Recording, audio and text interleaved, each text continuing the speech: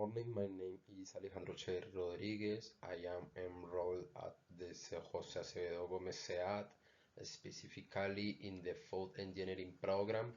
Below, I will explain how I solve the final phase of the molecular structure course. Bueno, como primer punto, entonces escogí la fórmula del sulfuro de bismuto. De allí pues empecé a buscar los símbolos, el número atómico, la masa atómica, el protón, los protones de cada grupo, electrones, neutrones y notación atómica. Bueno, entonces inicialmente el bismuto está en el grupo 15 y en el periodo 6, por eso tiene 83 protones, como vemos en la diapositiva.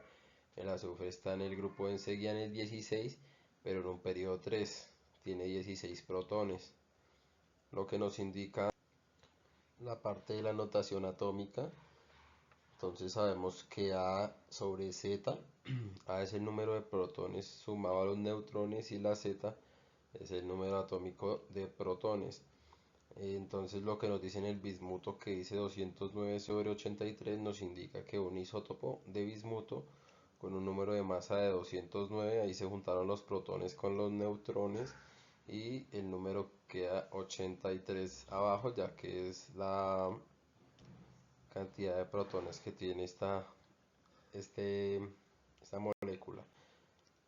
En cuanto al azufre, tendremos el 32 sobre 16, indicándonos que un isótopo de azufre con un número de masa de 32, sumado los protones y neutrones de nuevo y el número atómico de abajo, que es 16. En cuanto a los electrones de valencia del bismuto, los que están en la capa externa son los 6, en este caso son los 2 electrones del subnivel, el 6s y los 3 electrones del subnivel de 6p. Esto sumándolo, 2 más 3 nos da 5 electrones de valencia que contenía.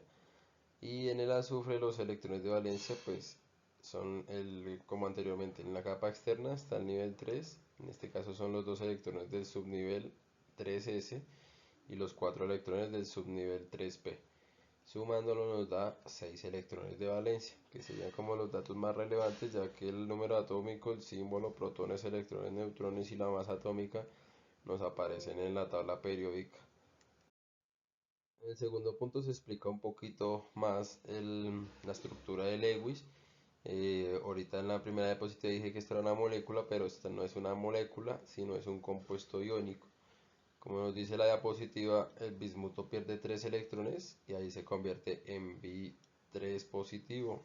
Cuando el azufre gana los 2 electrones, se convierte en S2 negativo. La naturaleza iónica de este compuesto, como lo decimos, es iónico y no covalente. Los enlaces que se muestran representan interacciones electrostáticas, es decir, entre los iones del bismuto y el sulfuro. Como podemos ver, los átomos rojos que aparecen han perdido 3 electrones y los átomos amarillos han ganado los 2 electrones. Cada ion de estos nos muestra claramente su carga visible. Y por otro lado, los pares que quedan libres, que serían los puntos púrpura que están alrededor de cada sulfuro, pues representan los 4 pares libres de electrones que no participan en este enlace, pero pues influyen en su geometría. En esta diapositiva nos muestra lo que es la tabla, lo que nos explica sobre el compuesto iónico, los pares de electrones enlazantes. Como vemos ahí, como esto es iónico, no hay pares enlazantes, como en moléculas covalentes. Los iones S2 negativos tienen 4 pares de electrones libres, como lo vimos en la anterior diapositiva y acá abajo en la geometría. Y la geometría no es molecular, es una red cristalina tridimensional. Están los tipos de enlace, las fuerzas intermoleculares y los números cuánticos.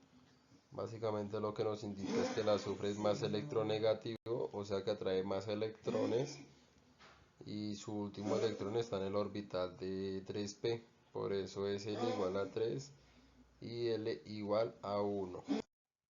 En esta diapositiva detallo un poquito más la geometría molecular. Entonces tenemos que para el bi3 positivo catión bismuto, este ha perdido sus 3 electrones de valencia, SS2 y el 6P1. Este no tiene pares libres de electrones en su capa externa y su geometría está determinada por la red cristalina, como lo decía en la anterior diapositiva. Y para el ion S2 negativo, la configuración electrónica este tiene 4 pares libres de electrones alrededor del núcleo. Y la distribución de estos 4 sigue una geometría tetraédrica, como nos indica abajo. Una tetraédrica distorsionada. Los pares libres se repelan entre sí y ocupan el espacio que más puedan. En cuanto a la estructura de la derecha, los iones S2 negativo están rodeados por iones bi3 positivo en una red tridimensional. La geometría local alrededor del azufre es tetraédrica, como lo decía, y todos los enlaces son principalmente iónicos. Entramos al cuarto punto, a nuestra sexta diapositiva, donde nos piden explicar cómo se desarrolló el ejercicio 3.2 de la tarea 3. Entonces este se desarrolló utilizando el diagrama de niveles de energía para los orbitales moleculares de la molécula de flúor diatómico, F2, como nos lo indica en el ejercicio. A partir de este diagrama pues se determinaron los aspectos del orden de enlace, donde nos indica que esta fórmula es orden de enlace igual a electrones de enlace menos los electrones antienlace y se divide por 2. Los electrones que nos muestra el diagrama de enlace para el último nivel de energía de la molécula son 8 y los electrones de antienlace para el último nivel de energía son 6. Al aplicar la fórmula se obtiene entonces 10 menos 8 igual a 1. Esto indica pues que es un enlace sencillo entre los dos átomos de flúor en la molécula de F2. El número de electrones enlazantes y antienlazantes. En el diagrama hay 8 electrones, como lo decía anteriormente, y 6 electrones antienlazantes. 8 enlazantes, 6 antienlazantes. La configuración electrónica de la molécula a partir de las orbitales moleculares de enlace y los antienlace, entonces la configuración queda a disposición de los electrones de los orbitales moleculares siguiendo las reglas de Hund y el principio de exclusión de Pauli. Y en cuanto a si sobre la molécula es diamagnética o paramagnética, la molécula nos mostró que es diamagnética, ya que se observa en el diagrama pues que los espines están apareados y al no ver electrones desapareados no hay contribución al momento magnético total.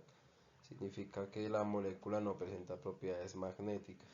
De esta manera lo solucionamos en base a este diagrama.